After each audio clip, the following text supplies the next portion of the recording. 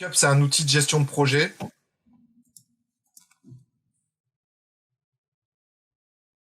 qui est en mode freemium, qui a beaucoup de fonctions déjà en mode gratuit. Donc ça, l'avantage aussi, c'est que en mode télétravail, ça permet de synchroniser, de partager des documents, de partager des infos. Donc je te laisse présenter, Maxime. Donc donc ClickUp, comment dire, sert principalement à de la gestion de projet. Donc il est disponible soit sur navigateur, vous avez une application pour Windows. Sinon, il y a aussi une application pour mobile. Donc en fait, vous l'avez sur plusieurs supports. Parce qu'en fait, il y a un système de notification. Donc comme vous l'avez sur plusieurs supports, ce qui est pratique, c'est que vous pouvez être notifié sur tout, ainsi que par mail. Donc ça fonctionne en trois parties. Donc d'abord, il vous faut créer un nouvel espace. Donc par exemple pour votre entreprise, agence ou par exemple pour votre service. Donc là, je vais créer un espace. Donc on va créer l'espace télé travail. Tac. Bien sûr, je reviendrai plus tard, mais vous avez aussi un système de template. Donc par exemple, si vous voulez créer des espaces de travail, que vous voulez en créer plusieurs du même type, vous pourrez utiliser le même template. Voilà, je crée un espace de travail. Donc là, la couleur, bon, ça, c'est pas important, c'est la personnalisation. Soit vous pouvez faire un espace privé, donc que pour votre profil, soit pour votre équipe. Tac. Donc là, ensuite, une fois que vous avez créé votre espace de travail, il vous demande un statut. En fait, les statuts, c'est pour connaître l'avancée d'une tâche. Parce qu'en fait, ça fonctionne en dossier. Alors, espace de travail, dossier, liste. Et dans ces listes, vous avez des tâches. Et en fait, vous avez des statuts. Donc, en fait, il y a deux types de statuts. Donc, il y a les statuts, on va dire entre guillemets, en cours. Donc, ça veut dire que la tâche est en cours. Et une statut finie. Donc, c'est que la tâche est finie, complétée. Donc, par exemple, nous, on a fait des tâches ouvertes, retour client, et là, c'est une tâche fermée. Donc, ça veut dire que le statut, la tâche est active. Et ça, la tâche est fermée. Donc là, en fait, là, vous choisissez comment dire, le statut qui va être prédominant sur votre espace de travail, mais les statuts il y a des statuts pour chaque partie, donc pour l'espace de travail, pour le dossier, pour la liste, mais vous pouvez les modifier par la suite. Donc là, vous choisissez ce qui va être affiché sur vos tâches. Je vais tout prendre comme ça pour vous montrer plus tard. Tac. Et là, c'est les modes de vue, donc je vais tout activer aussi pour vous montrer plus tard. Tac. Donc, voilà. L'avantage de ClickUp, c'est qu'il est vraiment, comme vous voyez, il est très très customisable et c'est le gros avantage. Il demande un petit peu plus de prise en main, peut-être que d'autres outils, mais l'avantage, c'est qu'il peut vraiment se customiser avec les statuts, avec les vues, vraiment à votre façon de travailler. Donc ensuite, une fois que vous avez créé votre espace de travail, tac, vous avez un espace vide. Donc vous pouvez soit créer des listes, soit des dossiers. Donc des dossiers, bien sûr, pour rassembler différentes listes. Donc par exemple, on va créer un dossier ClickUp. Et donc ces ClickUp, vous pouvez créer plusieurs listes. Donc par exemple, je vais prendre les exemples, mais vous pouvez en inventer, par exemple, une liste tâches. Là, vous créez votre liste. Voilà, soit vous, comme j'ai dit, soit vous recréez des statuts plus personnels, soit vous prenez ceux de l'espace de travail. On va prendre là, vous créez votre dossier. Et dans ce dossier, donc, vous avez des listes, ce qui permet de créer des tâches, en fait. Donc là, tac, je peux créer une tâche, tâche à faire.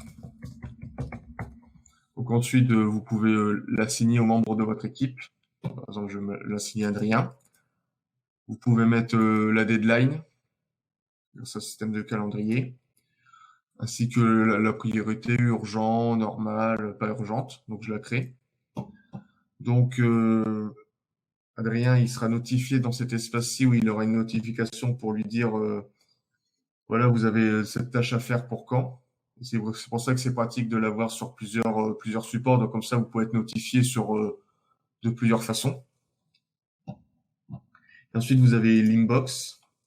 Donc l'inbox, c'est un peu un tableau de bord personnel. Donc vous pouvez savoir les tâches que vous allez faire aujourd'hui, les futures tâches, les tâches qui ont déjà été faites, et ainsi que celles que vous avez déléguées, donc vous pouvez donner à quelqu'un d'autre, ou soit celles qui sont pas, qui n'ont pas encore de deadline. Donc vous pouvez créer des tâches. Donc ensuite, quand vous pouvez les archiver. Donc vous pouvez changer le statut. Donc là, je vais mettre le statut fait. Donc là, la tâche va disparaître. Donc, bien sûr, il y a toujours moyen de savoir que la tâche est faite grâce à ce paramètre-ci. Mais voilà, donc elle est faite. Donc dans votre inbox, elle sera plus affichée dans les tâches à faire. Ensuite, vous avez le moyen vous pouvez rajouter des colonnes, ce qui est pratique. Donc pour avoir des champs peuplés de personnalité, le nombre de commentaires, quand elle a été créée, dernier commentaire, date de début, l'idée, des trucs plus personnels, numéro de téléphone, tout ça. Donc ça, c'est libre, comme a dit Quentin, c'est libre selon l'utilité que vous voulez lui donner. Donc à l'intérieur de cette tâche, on retrouve le titre. Vous pouvez mettre une description donc pour avoir plus d'infos. On peut mettre des sous-tâches, des pièces jointes, Des des systèmes de commentaires. Et des checklists. Vous pouvez mettre voilà des documents qu'on dépose ici. Vous avez un récapitulatif de ce qui a été fait dans la tâche. Vous pouvez même commenter. Donc par exemple assigner quelqu'un et lui dire fais ça, par exemple. On peut mentionner une tâche, vous voyez, c'est assez libre. Donc là, par exemple, là, vous avez tous ceux qui seront notifiés sur cette tâche. Donc, par exemple, si vous voulez notifier une tâche qui n'est pas forcément au concerne, vous pouvez vous rajouter.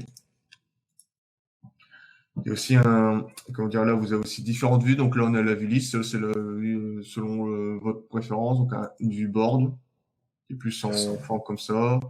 Comme Trello, ça fait un équivalent de Trello. Plus calendrier, on a même la vue Gantt, parce que c'est pratique pour ceux qui sont fans de Gantt.